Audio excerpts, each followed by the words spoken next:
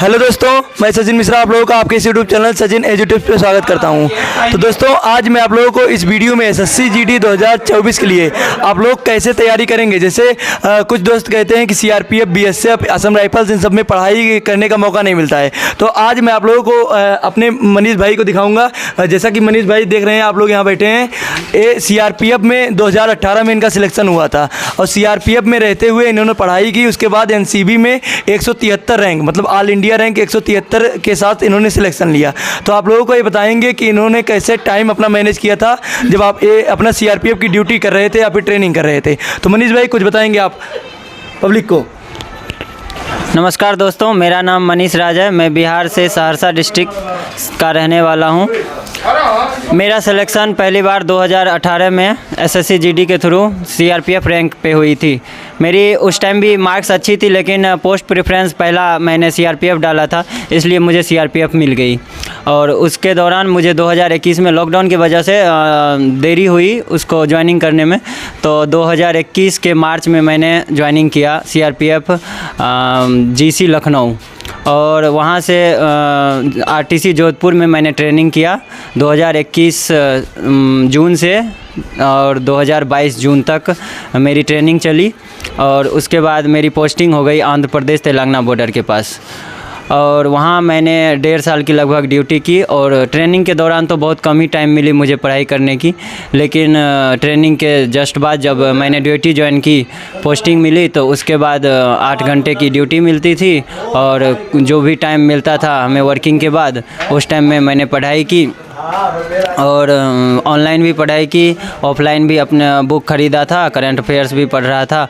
और जिस वजह से मैंने 1-2 और एग्ज़ाम दिए थे, उसमें सिलेक्शन नहीं हो पाया, लेकिन एसएससी जीडी में सिलेक्शन हो गया था। मेरा दिल्ली पुलिस कांस्टेबल में भी सिलेक्शन हुआ था 2020 में, लेकिन उसके फिजिकल में नहीं दे सका था। सीआरपीएफ में ट्रेनिंग के दौरान मुझे छुट्टी नहीं मिल पाई थी। और उसके बाद मैंने एसएससी जीडी 2021 भी भरी थी, लेकिन उसके लिए भी छुट्टी नहीं मिल पाई थी। फिर मैंने 2022 की एसएससी जीडी का फॉर्म फिलअप किया, और उसके लिए मुझे जब ड्यूटी ज्वाइन की तो उसके लिए मुझे छुट्टी मिल गई, और छुट्टी लेकर मैं गया, एग्ज़ाम दे दिया। उसके बाद सीपीओ भी मेरा क्वालिफाई हुआ था, फिजिकल भी हो गया था, लेकिन मेंस के लिए मैं एग्ज़ाम नहीं दे पाया था। उस टाइम मेरी कोर्स में नाम हो गया था, तो उस टाइम मैं कोर्स कर रहा था। कोर्स के दौरान छुट्टी नहीं मिलती है। तो फिर उसके बाद मैं एसएससी जीडी का एग्ज़ाम दिया, और उसका अच्छा मार्क्स आया। और फिर देखा मैं तो मेरा लगभग नॉर्मलाइज मार्क 146.43 के आसपास था, 147 के आसपास। तो उस दौरान उसके वजह से मुझे एनसीबी पोस्ट मिली, और उसमें मैं ज्वाइन कर लिया। तो एनसीबी में आपका रैंक क्या रहा था? मेरा एनसीबी में तो ऑल इंडिया रैंक 173 रहा। और जैसे कि आप जब अपना ट्रेनिंग कर रहे थे, उस टाइम आपको पढ़ाई का मौका मिलता था या नहीं? ट्रेनिंग के दौरान बहुत कम मौका मिलता था। अगर बहुत ही मेहनती लड़का है तो वो रात में 1 घंटा निकाल लेता था अपना सोने के वक्त से बचाकर, और लाइटें तो बंद हो जाती थी ऑफिस ऑर्डर के अनुसार। तो मेरा एक रूम था वो धोबी का, जिसमें कपड़ा प्रेस होता था, उसमें हम लोग लाइट जला के, हम एक और 2 लड़के और थे बिहार के ही, तो हम तीनों पढ़ाई करते थे उसी रूम में। और जैसा कि आप बता रहे थे कि आप जब ज्वाइनिंग कर लिए थे सीआरपीएफ में, उसके बाद ड्यूटी टाइम भी आप पढ़ाई को मैनेज कर रहे थे। तो आप जैसे ड्यूटी टाइम पढ़ाई ऑनलाइन कर रहे थे ऑफलाइन? मैं ऑनलाइन भी पढ़ाई कर रहा था और ऑफलाइन कर रहा था। ऑफलाइन बुक से करंट अफेयर्स पढ़ रहा था, और ऑनलाइन मैं टेक्स्ट बुक पे मारा करता था। और उसी दौरान मेरी लगभग 8 घंटे की ड्यूटी होती थी, 2 घंटे की ड्यूटी और 4 घंटे का रेस्ट मिलता था। ये 24 घंटे का सर्किल चलता था। तो वो रात का तो 2 ड्यूटी करके 4-4 घंटे, तो 8 घंटे वो तो सोने में चला जाता था, और फिर फ्रेश व्रेश होने में बाकी पूरा 24 घंटे में 3-4 घंटे की टाइम मिलती थी। बहुत मुश्किल से मैं निकाल के पढ़ाई करता था। तो जैसा कि आप कुछ बताना चाहेंगे कि आप कहाँ से मतलब पढ़ाई किए थे, मतलब किस एप्लीकेशन से पढ़ाई किए थे ऑनलाइन? मैं ऑनलाइन यूट्यूब से ज़्यादातर पढ़ाई किया, और एप्लीकेशन में एक कैरियर व्हील ऐप है, उससे तैयारी किया था। बहुत पहले ही जीके जीएस का एक कोर्स लिया था, बस उसी से तैयारी करता। बाकी मैं यूट्यूब से ही तैयारी कर रहा था और बुक से पढ़ाई कर रहा था। तो आप जैसा कि बताना चाहेंगे कि आप यूट्यूब पे पढ़ाई करते थे, तो यूट्यूब पे आपने क्या RWA से भी पढ़ा था? RWA से भी पढ़ा था। RWA का मैं नवीन सर का वीडियो देखा करता था। उनका वीडियो मुझे बहुत ही अच्छा लगा, उनका GK GS बताने का तरीका, और पूरा डीपली पढ़ाते हैं वो। तो आप बुक कौन सा रखे थे? बुक में करंट अफेयर्स का बस एक रखा हूँ SPD का, और बाकी मैं प्रैक्टिस ज़्यादा सेट मारता हूँ अपने टेक्स्ट बुक पे, उसी पे ध्यान करता हूँ। और टेस्ट मारने के बाद जितनी भी गलतियाँ होती है उसको रिवाइज करता हूँ, ये सबसे बड़ी बात है।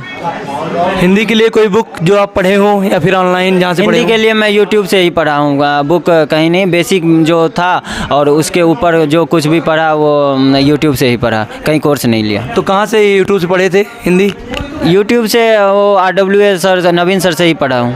तो पूरा कंप्लीट हिंदी आप वहाँ से पढ़े थे? हाँ। और जैसा कि मैथ्स आप RWA से पढ़ते थे, मैथ्स किससे पढ़े थे? मैथ में किसी से नहीं पढ़ा, मैथ मेरा पहले से ही ठीक ठाक है।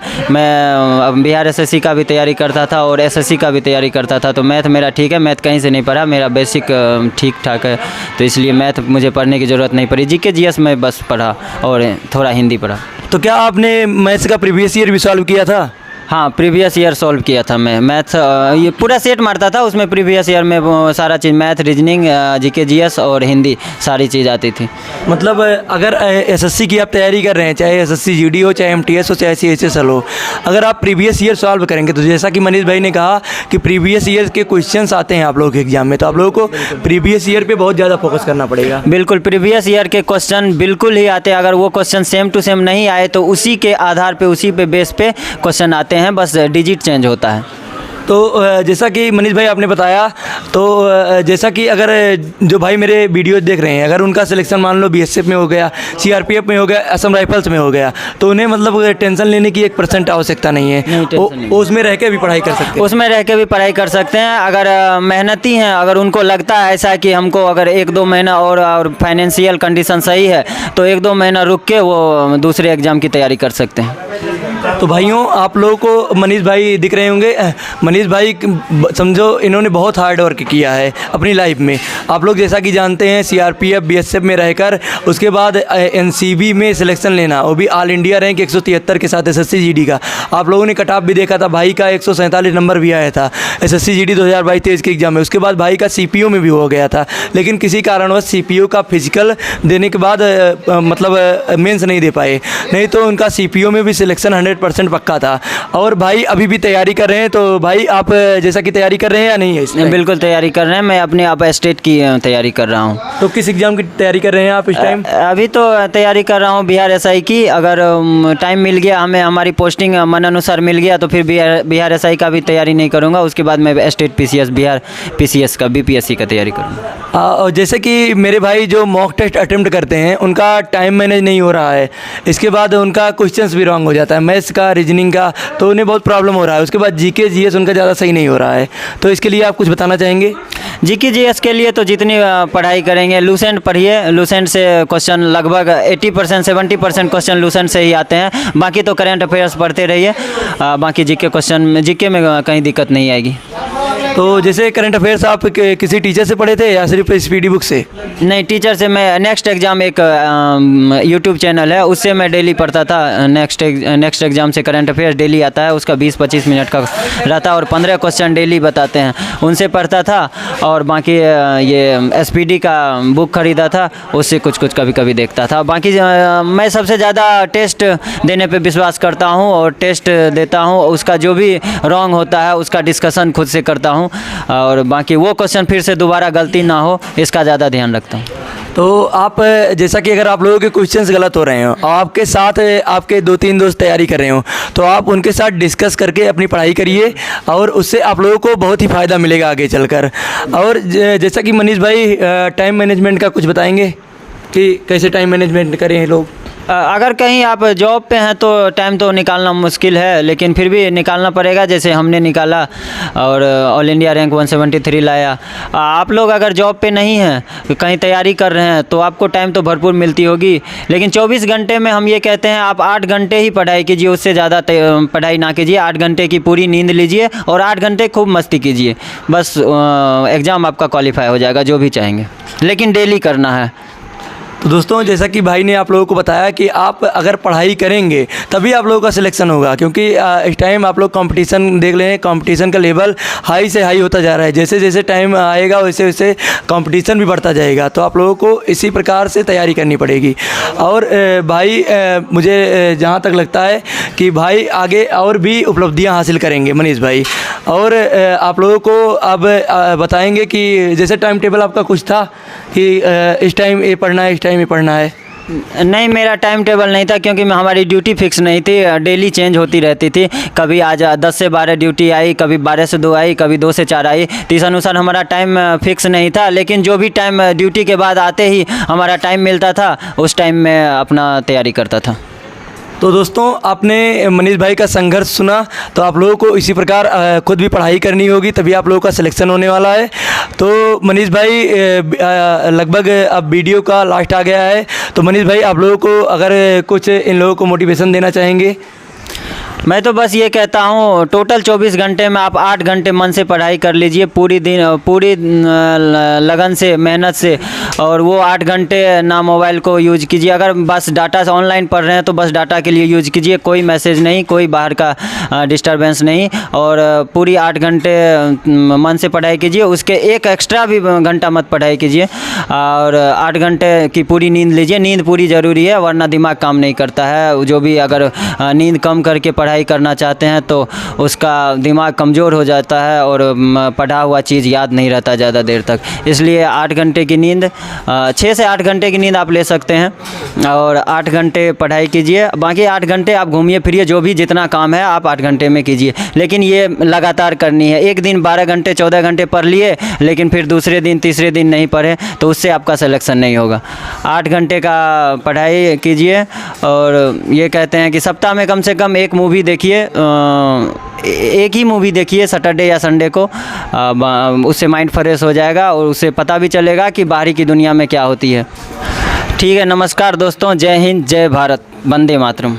तो दोस्तों इस वीडियो में बस इतना ही था। मेरे ख्याल से आप लोगों को इस वीडियो से बहुत अच्छी सीख मिलने वाली है और आप इससे मोटिवेट होकर अपनी पढ़ाई को बहुत अच्छी तरीके से करेंगे। तो नेक्स्ट इंटरव्यू जल्दी आप लोगों को मिल जाएगा। तो दोस्तों इस वीडियो में बस इतना ही था। अगर आप लोग चैनल पर नए जुड़े हैं तो चैनल को सब्सक्राइब करके अपने दोस्तों के पास शेयर कर दीजिएगा और बेल आइकन को प्रेस करना मत भूलिएगा, क्योंकि इसी टाइप्स के वीडियोज़ मैं अपलोड करता रहता हूँ। तो दोस्तों इस वीडियो में बस इतना ही था। तब तक मिलते हैं नेक्स्ट वीडियो में। जय हिंद, वंदे मातरम।